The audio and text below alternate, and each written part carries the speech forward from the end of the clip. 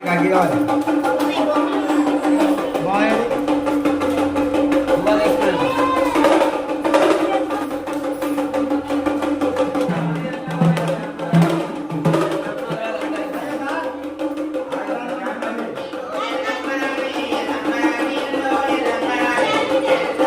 పండగ ముందు రోజే జోగెత్తుతామండి. తర్వాత అయితే ఈ విధంగా నైట్ పట్నాలు వేసే ముందు సాయంత్రం 5 గంటలకి లేదు అంటే 6 గంటలకి జోగెత్తాలి. మనం ఎంతమంది ఇండ్లు తిరగతాం వాళ్ళకి ముందే చెప్పేసేయాలి.